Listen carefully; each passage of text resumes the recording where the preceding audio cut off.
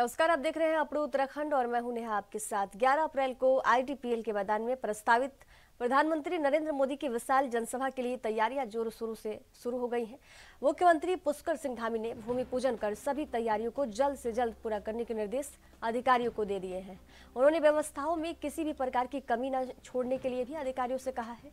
बता दें कि आज सुबह उत्तराखंड के मुख्यमंत्री पुष्कर सिंह धामी आईडीपीएल पहुंचे, जहां उन्होंने 11 अप्रैल को प्रधानमंत्री नरेंद्र मोदी की प्रस्तावित जनसभा स्थल का निरीक्षण किया।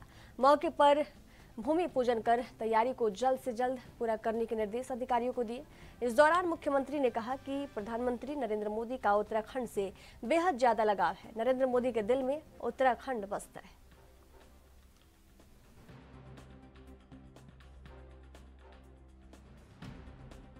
ये सबको निमंत्रण देने का काम और माननीय प्रधानमंत्री जी के आगमन की सूचना आप सबके माध्यम से आज भूमि पूजन यहाँ पर हो गया है। और उनका हमेशा आना हम लोगों के लिए, उत्तराखंड वासियों के लिए एक उत्सव होता है, क्योंकि उनके हृदय में उत्तराखंड बसता है। सब जानते हैं उत्तराखंड से उनको बहुत जुड़ाव है, लगाव है। और उनके प्रधानमंत्री बनने के बाद उत्तराखंड राज्य के लिए अनेक योजनाएं यहाँ पर शुरू हुई। 2 लाख करोड़ से भी ज़्यादा की योजनाएं, जिसके बारे में लोग सोचते भी नहीं थे, वो सब काम आज धरातल पर उतर रहे हैं। तो बड़ा जोश है लोगों में और हम देवभूमि में उनका स्वागत करेंगे। देवभूमि के लोग जैसा हमेशा करते हैं, वो अपने देवभूमि को अपना परिवार मानते हैं और देवभूमि के लोग भी उनको परिवार की तरह चाहते हैं। इस समय चुनाव का है, उन्होंने किया। अब हम मुख्यमंत्री पुष्कर सिंह धामी ने धारी के लेटी बुंगा में पहुंचकर सांसद प्रत्याशी अजय भट्ट के पक्ष में जनसभा को संबोधित किया। सीएम धामी ने कहा कि कांग्रेस ने जो घोषणा पत्र जारी किया है वह मुस्लिम लीग घोषणा पत्र है। साथ ही कांग्रेस हमेशा से तुष्टीकरण की राजनीति करते आ रही है। सीएम ने कहा कि हमारी सरकार ने यूसीसी बिल लागू करने का काम किया है। सीएम ने कहा कि प्रधानमंत्री नरेंद्र मोदी के नेतृत्व में देश में हुए विकास कार्यों के बदौलत इस बार बीजेपी 400 पार सीट जीतने जा रही है। सीएम ने कहा कि प्रधानमंत्री के नेतृत्व में अयोध्या में राम मंदिर का निर्माण, धारा 370 हटाने के साथ विश्व में भारत का डंका बज रहा है। उन्होंने कहा कि कांग्रेस देश से मोदी को हटाने की कोशिश कर ले, लेकिन देश की जनता बीजेपी के साथ है।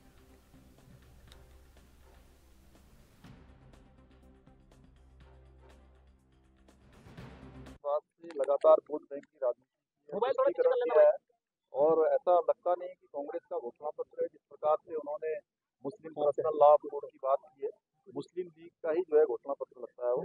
और देश की जनता तुष्टीकरण से, परिवारवाद से, भ्रष्टाचार से उब चुकी है। और मोदी जी ने जो संकल्प लिया है, मोदी जी के साथ देश की जनता है, उत्तराखंड की जनता है। 5 सीटों पर हमारी भारी जीत होगी। यहाँ से अजय भट्ट बहुत भारी बहुमत से चेक एंड बैलेंस लगाने की बात कही है पार्टी के प्रदेश अध्यक्ष।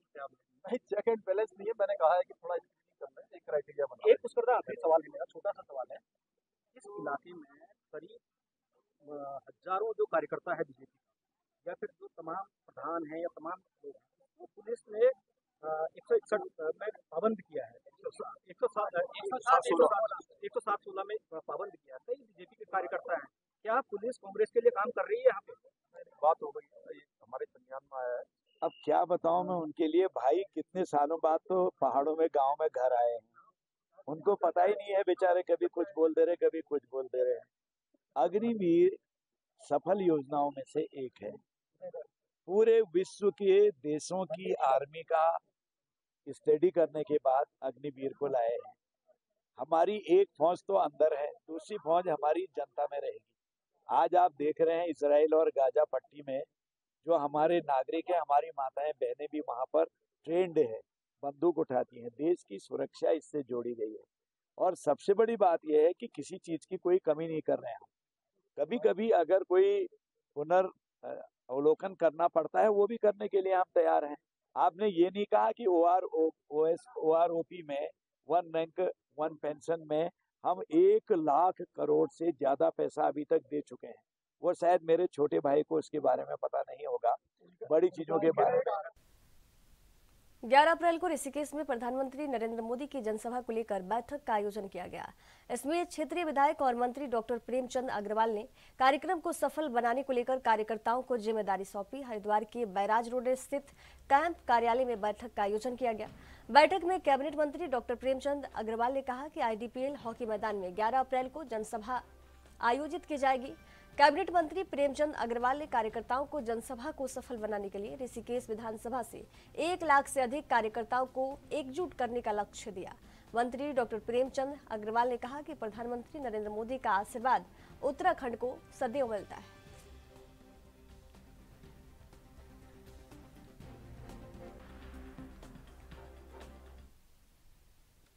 भारतीय जनता पार्टी अनुसूचित जाति मोर्चा के राष्ट्रीय अध्यक्ष लाल सिंह आर्य ने कांग्रेस पर अनुसूचित जाति जनजाति के लोगों को धोखा देने का आरोप लगाया है। देहरादून में उन्होंने प्रेस वार्ता कर कहा कि देश में सबसे ज्यादा कार्यकाल कांग्रेस का रहा। इसके बावजूद ना तो देश की गरीबी की हालत सुधरी और ना ही अनुसूचित जाति जनजाति के लोगों की। उन्होंने कहा कि मोदी सरकार के कार्यकाल में देश में पहली बार 14 अनुसूचित जाति के केंद्रीय मंत्री बने और 4 राज्यपाल इसी वर्ग से आए। देश के प्रथम नागरिक के रूप में मोदी सरकार ने एक आदिवासी महिला के नाम को आगे किया। उन्होंने कहा कि बाबा साहब डॉक्टर भीमराव अंबेडकर के नाम पर कांग्रेस हमेशा अनुसूचित जाति जनजाति के लोगों को धोखा देती आई है।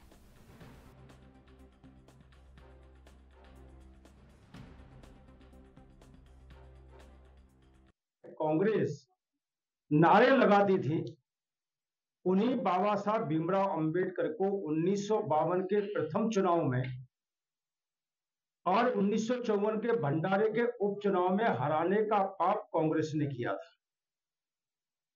बाबा साहब भीमराव अंबेडकर को मरने के 43 साल बाद बीपी सिंह की सरकार में भारत रत्न का सम्मान मिला, लेकिन कांग्रेस की सत्ता रहते हुए अंबेडकर जी को भारत रत्न का सम्मान नहीं मिला। लोकसभा और राज्यसभा के बीच में जो सेंट्रल हॉल है, कांग्रेस कितनी निर्दयी थी कि उस सेंट्रल हॉल में भी बाबा साहब अंबेडकर का तेल चित्र नहीं लगाया। महर्षि वाल्मीकि, संत रविदास जी बाबा साहब अंबेडकर के नाम से देश दुनिया में कांग्रेस सत्ता में रहते एक भी किसी बड़ी भवन का, बड़ी योजना का नाम अंबेडकर जी, रविदास जी और तथागत बुद्ध या महर्षि वाल्मीकि के नाम से नहीं रखा। बाबा साहब अंबेडकर ने संविधान में कहा था, राजनीतिक, आर्थिक, सामाजिक और अवसर की समानता मिलनी चाहिए। वो भी कांग्रेस ने 60 साल सत्ता में रहते नहीं की। लेकिन जैसे ही मोदी जी देश में प्रधानमंत्री बनते हैं, सबसे पहले 15 अगस्त को लाल किले की प्राचीर में तिरंगा झंडे के नीचे एक ऐलान करते हैं कि देश में स्वच्छता अभियान चलेगा और 7 अप्रैल तक डाक मतपत्र डाउनलोड किए जा सकते हैं। कुछ सर्विस वोटरों के डाक मतपत्र जनपदों को प्राप्त होने भी शुरू हो गए हैं। लोकसभा चुनाव के लिए उत्तराखंड के 76,000 सर्विस मतदाताओं ने पोस्टल बैलेट डाउनलोड कर लिए हैं। निर्वाचन कार्यालय की ओर से 93,187 सर्विस मतदाताओं को ये पोस्टल बैलेट भेजे गए थे। अपर मुख्य निर्वाचन अधिकारी विजय कुमार जोगदंडे ने बताया कि राज्य में इलेक्ट्रॉनिक रूप से प्रेषित डाक मतपत्र परलाड़ी जारी किए गए थे। 93,187 ETBPS इलेक्ट्रॉनिक माध्यम से सर्विस वोटरों तक पहुंचाए गए थे। अभी तक 76,000 पोस्टल बैलेट डाउनलोड हो चुके हैं।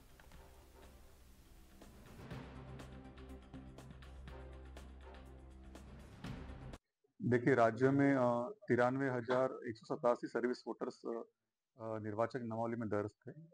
इन सभी को हम लोगों ने मतदान नामांकन के विड्रॉल के अंतिम दिवस पर 3 बजे के पश्चात इलेक्ट्रॉनिक माध्यम से इनको पोस्टल बैलेट प्रेषित किया गया था।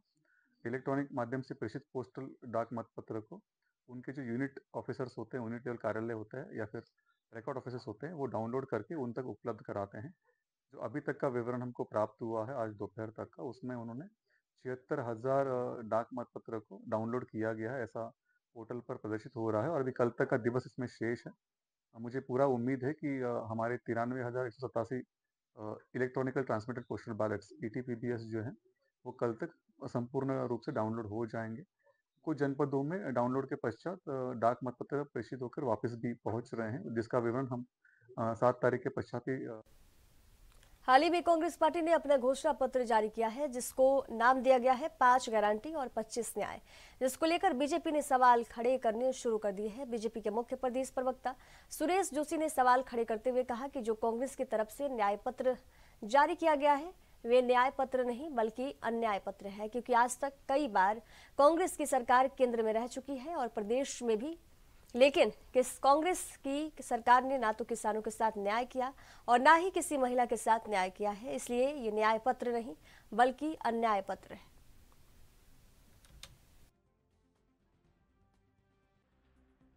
हम लोगों ने जो उत्तराखंड के बारे में संकल्प लिया था, या जो हमारी लीडरशिप उत्तराखंड के बारे में काम कर रही थी अभी इतने लंबे समय से, तो हम उत्तराखंड में 5 सीटों को 70% से ज्यादा मतों से जीतने जा रहे हैं। ये हमारा फीडबैक है। और कांग्रेस की आज ये स्थिति है, जो कभी कभी आरोप प्रत्यारोप भारतीय जनता पार्टी में लगाते हैं, उन्हीं के नेता, कांग्रेस के सबसे बड़े नेता माननीय हरीश रावत जी ने 4 दिन पहले एक निजी चैनल को बोला, भारतीय जनता पार्टी का नेतृत्व बहुत तेजी से काम कर रहा है, चुस्त है। उन्होंने शब्द प्रयोग किया, चुस्त है, और हम जो हैं सुस्त हैं।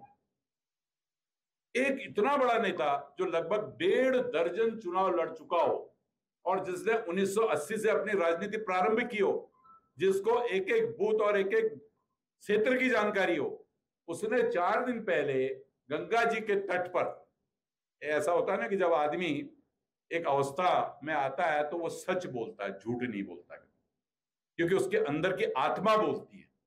और वो भी पवित्र गंगा के तट पर हरीश रावत जी बोले कि मेरी पार्टी जो है वो सुस्त है, भारतीय जनता पार्टी चुस्त है, इसलिए हम 5 की 5 लोकसभा चुनाव को हार रहे हैं। वो हमारे फीडबैक को भी साबित करता है कि कांग्रेस 5 की 5 लोकसभा सीटें बहुत बड़े मार्जिन से हार रही है। मुझे तो ऐसा भी लगता है कि हो सकता है कि कांग्रेस को जमानत के लिए भी दिक्कत आए ये ऐसा चुनाव। तो इसलिए ये जो उनका अपना न्याय पत्र है, जिसको हम लोग अन्याय पत्र कहते हैं, इसमें दूर दूर तक कुछ नहीं रखा है। तो आज की जो एक बहुत संक्षिप्त प्रेस ब्रीफिंग थी, इसी विषय पर हम लोगों को बोलना था और तो कुछ नहीं था। तो यही विषय मूल था, ये मैंने आप लोगों के सामने रखा। उत्तराखंड में 5 लोकसभा की 5 सीटों पर दलित वोट बैंक को समेटने के लिए भारतीय जनता पार्टी की अनुसूचित जाति मोर्चा राष्ट्रीय अध्यक्ष लाल सिंह आर्य एक दिन के प्रवास पर उत्तराखंड पहुंचे, जहां उन्होंने प्रेस वार्ता करते हुए कांग्रेस सरकार पर जमकर हमला बोला। उन्होंने कहा कि देश में सबसे ज्यादा कार्यकाल कांग्रेस का रहा, इसके बावजूद ना तो देश के गरीबी की हालत सुधर पाई और ना ही अनुसूचित जाति। उन्होंने कहा कि मोदी सरकार के कार्यकाल में देश में पहली बार 14 अनुसूचित जाति के केंद्रीय मंत्री बने और राज्यपाल इसी वर्ग से आए, जबकि देश की प्रथम नागरिक के रूप में मोदी सरकार ने एक आदिवासी महिला के नाम को आगे किया है।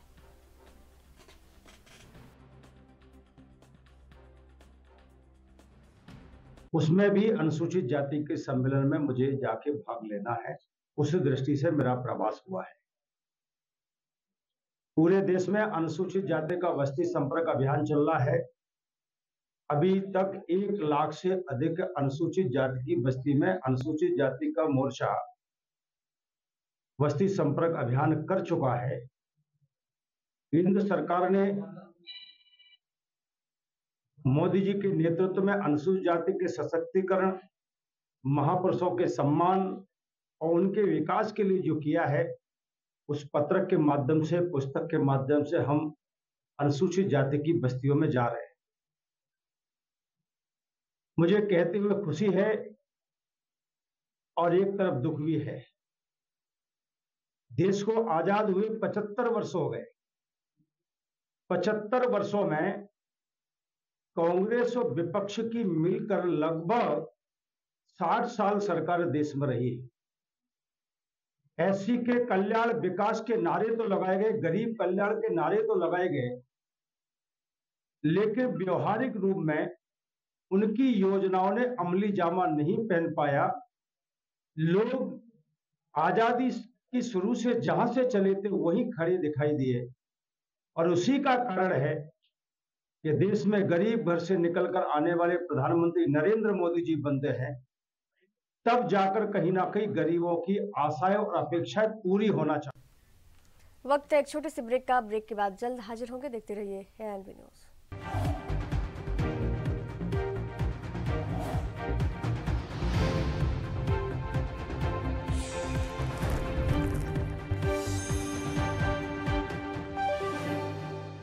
ब्रेक के बाद एक बार फिर से आप सभी का स्वागत है। बढ़ेंगे अगली खबर की ओर। अल्मोड़ा में आज कांग्रेस के पूर्व विधानसभा अध्यक्ष गोविंद सिंह कुंजवाल ने कांग्रेस के गारंटी कार्ड को लेकर एक प्रेस वार्ता की, जिसमें उन्होंने कहा कि कांग्रेस ने आम आदमी की गारंटी दी है। उन्होंने कहा कि आज बीजेपी की नीतियों से आम जनता त्रस्त है और 2024 के लोकसभा में जनता बीजेपी को करारा जवाब देगी। आज जनता महंगाई, बेरोजगारी जैसे मुद्दों को समझ चुकी है।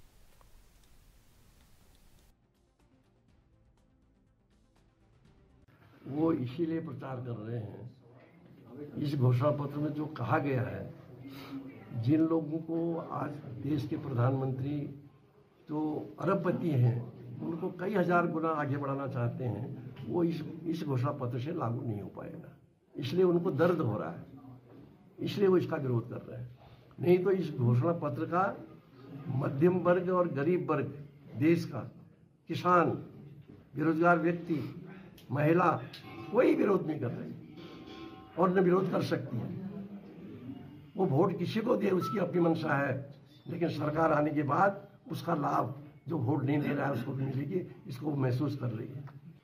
देखिए, इस समय मैं तो बहुत अंदर तक, गांव में अंदर तक जाकर के चौपाल लगा के भी मैंने बात करी, लोगों से, महिलाओं से बात करी है, लेकिन अंदर मोदी जी से बहुत बड़ा गुस्सा है। जैसा गुस्सा मैंने इस समय देखा, वैसा आज तक के पूर्व चुनाव में कभी हमको सुनने को नहीं मिला। बल्कि अगर कोई व्यक्ति मोदी का नाम लेकर के कोई बुराई करता था तो लोग बाग गाली करना शुरू कर देते थे। आज हमारी बहनें, हमारी माँ और हमारे युवा साथी।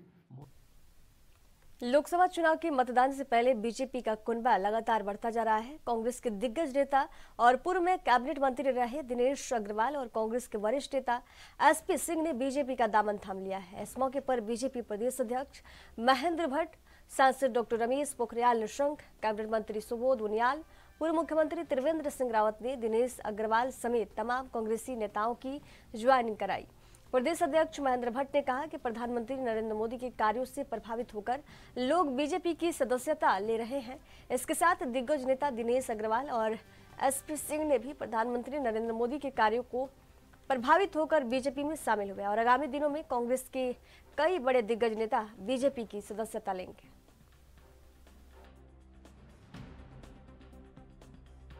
बड़े नेता जो हैं आपके समर्थन में कांग्रेस में आ रहे हैं। भाई, झटके दिलवाने वाला मैं कौन होता हूँ? वो तो ऐसी शक्ति है कि जो कोई भी देख नहीं पाया है। लेकिन हाँ, हम सबका स्वागत कर रहे हैं, हम सबका साथ लेकर आगे बढ़ रहे हैं और तमाम लोग भारतीय जनता पार्टी से जुड़ते चले जा रहे हैं। हम उनका स्वागत कर रहे हैं, अभिनंदन करते हैं। सर, 11 तारीख को प्रधानमंत्री जी ऋषिकेश में आपके समर्थन में रैली करने आ रहे हैं, क्या है, किस तरह से देखते हैं, कितनी तैयारियां? नहीं, बस कल ही माननीय प्रधानमंत्री जी का कार्यक्रम को मिला हमको और माननीय प्रधानमंत्री जी का ऋषिकेश में चुनावी रैली ये पहली बार होगी और वो बहुत बड़ी रैली होगी। हमने इसलिए स्थान भी ऐसा चुना है कि जो माननीय प्रधानमंत्री जी के अनुकूल हो और मैं समझता हूं कि 11 तारीख की रैली ने रैला होने वाला है। हरीश रावत जी ने तो मेरी स्लेट बिल्कुल साफ है। मेरी एक एक चीज का अकाउंट, मैं इलेक्शन लड़ा, मेरे परिवार का एक एक अकाउंट इलेक्शन कमीशन के पास है। जो भी हमारे लोग कह रहे हैं, मैं उनका नाम नहीं लेना चाहता, वो जाएं और इलेक्शन कमीशन से सारा रिकॉर्ड निकलवा लें कि मेरी क्या संपत्ति थी, कब क्या संपत्ति थी। मेरा आयकर में पूरा रिटर्न है, मैं आयकर का रिटर्न भरता हूँ, तो मेरी स्लेट बिल्कुल साफ है। लोग अपनी कमी छिपाने के लिए यदि मुझ पे कोई आरोप लगा रहे हैं तो उससे मैं घबराने वाला नहीं हूँ। जिसको चाहे जिस स्तर पे चाहे वो जांच करा लें, क्या दिक्कत है। मेरा रिजॉर्ट कानूनन तरीके से पूर्णतः वैध रिजॉर्ट है, जिसको MDDA द्वारा पारित किया गया है, जिसका शुल्क मैंने MDDA में जमा कर रखा है। यदि लोगों को जानकारी नहीं है तो इस आड़ में वो बात करने की चेष्टा न करें। देश भर के अलग अलग राज्यों में PM मुद्रा लोन योजना के नाम पर ठगी करने वाले 2 साइबर ठगों को उत्तराखंड STF ने गिरफ्तार कर गिरोह का भंडाफोड़ किया है। विभिन्न पोर्टल पर प्रधानमंत्री मुद्रा लोन के नाम पर ऑनलाइन ठगी की जा रही थी। उत्तराखंड STF ने सभी पोर्टल का अवलोकन किया और ऑनलाइन ठगी करने वाले कुछ संदिग्ध मोबाइल नंबरों का पता लगाया, जो देहरादून के थाना प्रेमनगर क्षेत्र में काफी समय से एक्टिव थे और इन्हीं नंबरों के माध्यम से देश के अलग अलग राज्यों में कई लोगों के साथ साइबर ठगी की घटनाएं अंजाम दी गई थी।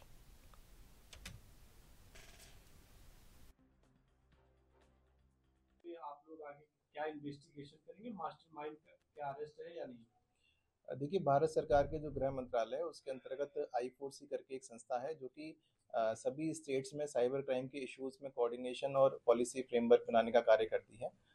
इनके द्वारा एक प्रतिबिंब पोर्टल डेवलप किया गया है, जिसमें कि अगर आपके यहाँ से किसी भी नंबर से किसी अन्य राज्य में कोई भी अगर साइबर फ्रॉड किया जा रहा है तो उस नंबर की स्थिति आपको और शिकायत की स्थिति पता चल जाती है। तो उस पर हमारी टीम के द्वारा प्रोएक्टिवली काम करते हुए देहरादून स्थित कुछ ऐसे नंबरों को चिन्हित किया गया जिनके द्वारा आंध्र प्रदेश और तेलंगाना में साइबर फ्रॉड की कार्रवाई की जा रही थी। तो ऐसे नंबर्स और ऐसे बैंक अकाउंट्स को चिन्हित कर उनको डेवलप किया गया और उसी क्रम में 2 अभियुक्तों को गिरफ्तार किया गया है, जो कि थाना प्रेमनगर क्षेत्र से एक बड़ा साइबर क्राइम का सिंडिकेट संचालित कर रहे थे, जिसके द्वारा आंध्र प्रदेश और तेलंगाना में विक्टिम्स को प्रधानमंत्री मुद्रा योजना के नाम पर लोन दिलाने के नाम पर लाखों रुपए की धोखाधड़ी की गई है। इनके कब्जे से बड़ी संख्या में चेकबुक, पासबुक, लगभग 1,30,000 रुपये, साथ ही लगभग 64 सिम कार्ड और 10 मोबाइल फ़ोन बरामद किए गए हैं। इन सभी जो बरामदगी हैं, जो सिम कार्ड्स हैं, मोबाइल फ़ोन हैं, बैंक अकाउंट्स हैं, इनका विश्लेषण किया जा रहा है और पता किया जा रहा है कि इनसे और कितनी शिकायतें ऑल ओवर इंडिया में लिंक्ड हैं। संभावना है कि सैकड़ों शिकायतें अलग अलग थाना क्षेत्रों में, अलग अलग राज्यों में इनके विरुद्ध दर्ज की गई हैं। तो एक बड़ा साइबर क्राइम का एक जो सिंडिकेट था वो यहाँ से संचालित किया जा रहा था, जिसको हमारे द्वारा जैसे जैसे लोकसभा चुनाव नजदीक आ रहा है, चुनावी सरगर्मियां और तेजी के साथ बढ़ रही है और चुनाव प्रचार प्रसार भी जोरों पर है। इसी क्रम में नैनीताल उधम सिंह नगर लोकसभा सीट के बीजेपी प्रत्याशी अजय भट्ट के समर्थन में राष्ट्रीय सचिव मजेंद्र सिंह सिरसा एक जनसभा को संबोधित करने जसपुर स्वागतम मंडप में पहुंचे, जहां बीजेपी कार्यकर्ताओं और सिख समुदाय के लोगों ने उनका जोरदार तरीके से स्वागत किया। वहीं उनके साथ जिलाध्यक्ष गुंजन सुखीजा, पूर्व विधायक शैलेंद्र मोहन सिंघल, ब्लॉक प्रमुख गुरताज भुल्लर भी मौजूद रहे।